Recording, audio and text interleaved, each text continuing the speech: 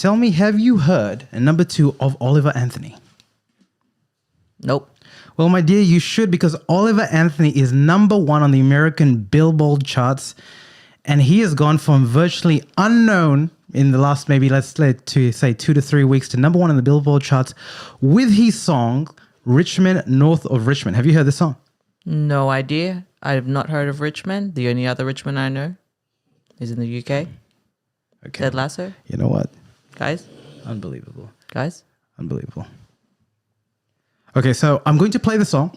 So you haven't heard of it. No. So you're going to react to the song. I've not. Tell me what you think about it. But yeah, I mean, if you haven't heard about it. Wait, how would you describe this in kind of like 3 words before I start listening to this? It is Angus and Julia Stone meets Social Conscious. Anyway.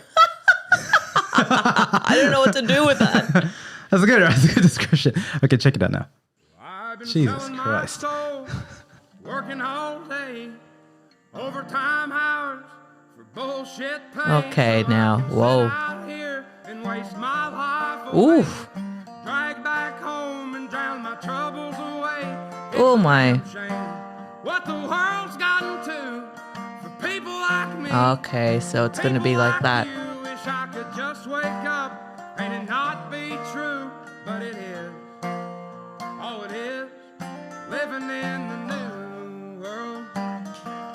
In the new world. Living whole soul. These rich men north of Richmond, Lord knows they all just wanna. Where is Richmond?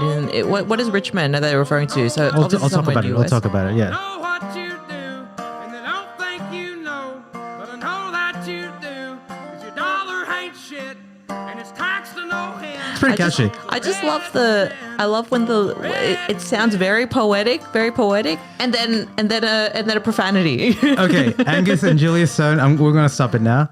Meet Social Conscience. All right description. I don't think so, but sure. It did miss a feminine tone. Okay. Let's be real. I've been selling my soul, working all day, overtime hours for bullshit pay.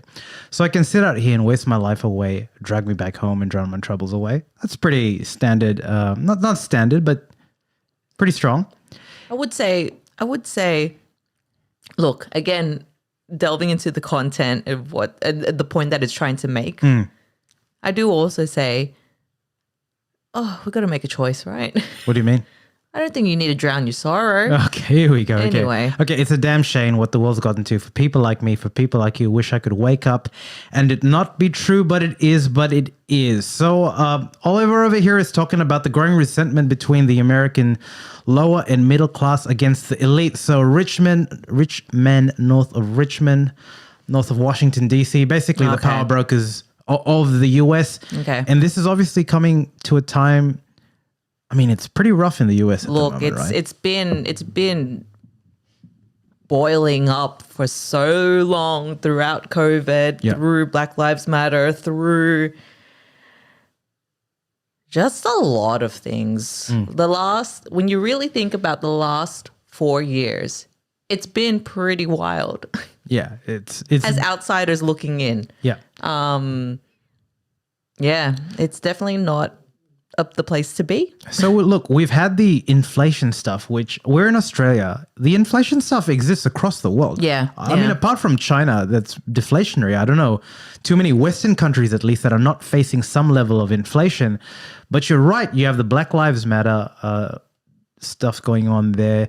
You have the homelessness, which is at a massive boiling point in America. You have this massive divide.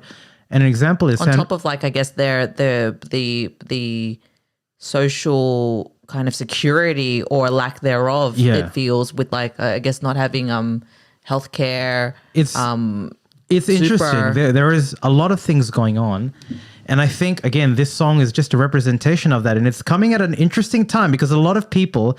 So this guy, Richmond, north of Richmond. Let me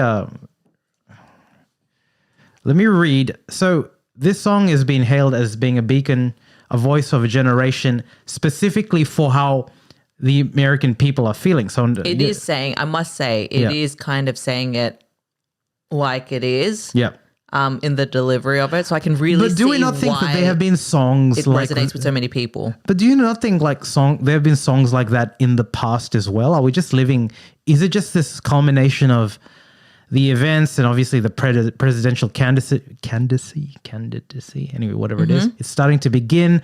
So this has been pulled in there. But let me read some of the top comments, right? Just sorry to answer your question there. Again, I'll probably have to. It'll probably strike me when I'm thinking, oh yeah, there was that song. I don't know if it's just my current disposition, but it kind of feels like there's always been songs of hope when it comes to kind of political campaigns, social commentary, and whatnot.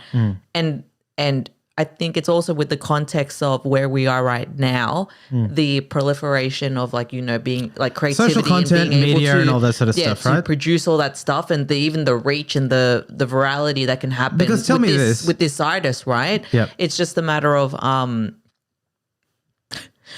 I don't know, society just tending to look at the kind of focusing on the bad things because we have so much more mirrors kind of facing that to us more than ever. Does that make sense? It does. Let me read some of the comments, right? Now, the first comment that I'm seeing here, this is exactly how us hardworking blue-collar people in the flyover states feel. 100% Mr. Oliver nailed it. Thank you, sir. And this is a lyric as well, because I didn't read, obviously, the whole song. Young men are putting themselves 6 feet in the ground because in this country, all it does is keeping them down. Brings tears to me every time.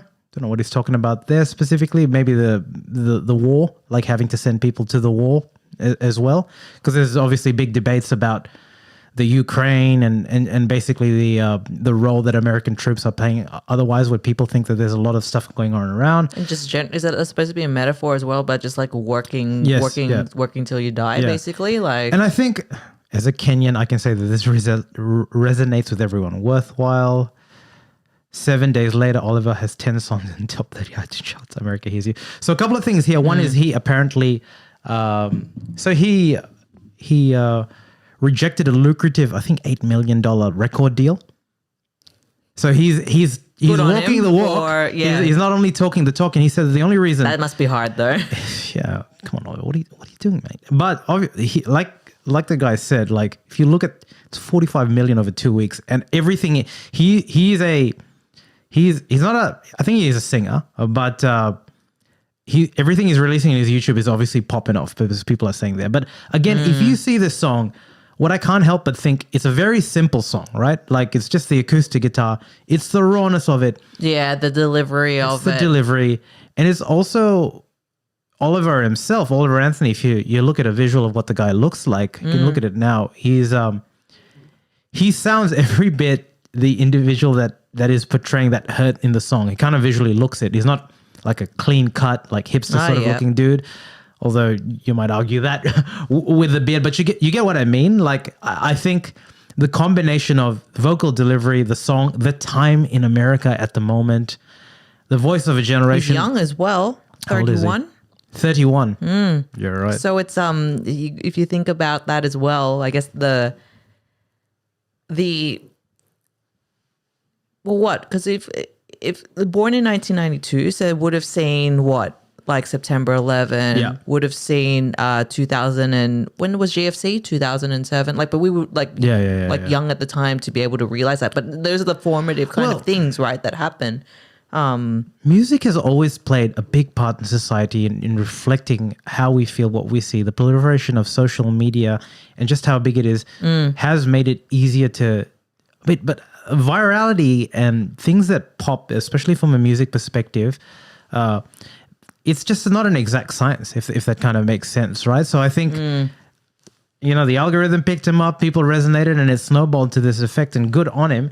And this is how... Sorry, I need to say something as well. So I've just done a Google search. Yeah. The people also ask, like, kind of associated questions that come up with your search. Yes, Guess what the first question is? What is Oliver Anthony's net worth? Of course. I mean, isn't that such a Google question, right? Well, not a Google. Well, like the searching and the behavior of it infers it's reflecting on society. Google is just the medium, right? Yeah, but that's what I mean. That's such a Google sort of question ask. We have celebrity's name, and your next search is net worth, wife, You know, the standard sort of stuff, right? But this song has gained so much, actually, popularity that we'll transition to the next topic. In the first GOP Republican debate, they put it up there as a beacon of a representation of how America as a society feels really fractured. So that's how big this has gotten. This song, which is hilarious, I guess, considering it's hilarious, but it's it's the culture. Considering the spectrum of the political view there, but anyway, it's the culture. It's the culture. Sorry, he just says as well. He being Oliver. Sorry, so another question was: is Oliver Anthony a liberal?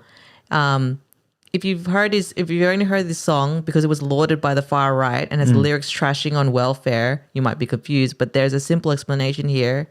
In a previous video, Anthony said he's pretty dead center politically. Yeah. So he's never claimed to be a Republican himself. Yeah.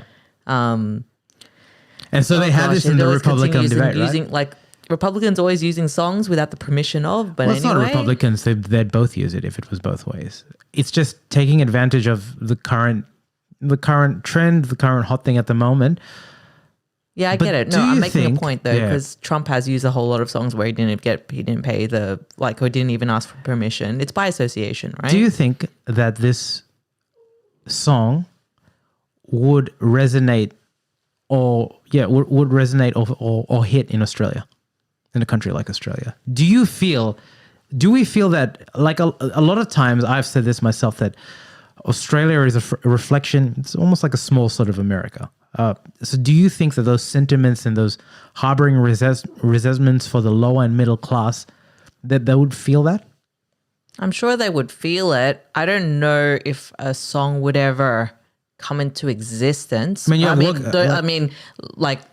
hold my breath. I'm pretty sure somebody will try and follow and replicate the same thing now.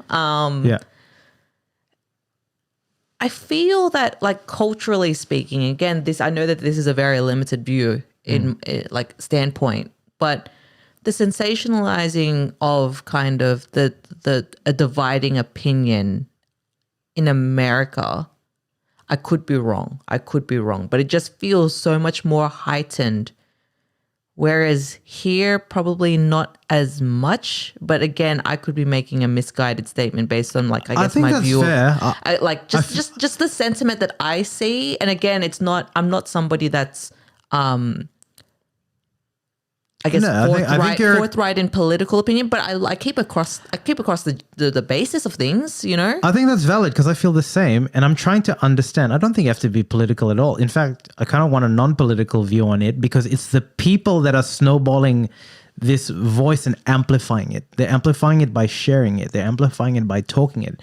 And I just don't know if... I'm just trying to understand what makes America that country where... You know what's the example I use? Oh, sorry. You say your example The first? example I use is the art in America has always been big. You know, the king of capitalism is America. You'd go into Broadway and you'd pay $80 to see a play. That's not a thing. Not $80. Well, whatever. What I mean is that's not a thing in Australia. It is, but it's never been to the rate of Americans because we don't appreciate the arts as much as they do. And it's okay. So what I will say here is, I think we have to look at the underlying, factors, the underlying factors of what contributes that behavior. And I will say first and foremost, obviously there's some level of wages there. There's some level of social welfare. So the fact that, you know, I think like we've got the dole system, we've got, we have superannuation set up, like compulsory superannuation. Is that what it's called? Yeah. We've got healthcare to a degree. I think, again, not claiming to be an expert or jumping into the specifics, we are in a very much fortunate position, I guess, as a society as a whole. I'm not trying to make a sweeping statement, but in comparison to America, where there is this sense of, I think, trying to look after people. Yeah. Having said that, I would also hazard a guess that our less than, people who may be experiencing hardship, it's not as visible. No, it's not as visible, nor is it as widespread Yeah, potentially. Because like, for example, like even that statement about like not appreciating the arts, it's not, I wouldn't say it's about appreciating the arts. I think it's more about American media is so like it's the top probably in like worldwide. That's what America is kind of known for, like internationally, it's right? the pop culture. It's the pop culture of it, but I think it's that aspiration of like, I mean, don't get me wrong, if you like we probably have something similar there, but it's like if I can make it there, I can make it course. anywhere. Well, that type of yeah, vibe. yeah. And it's like yeah. Which is what's made it the biggest country on the earth in terms of capitalism and driving.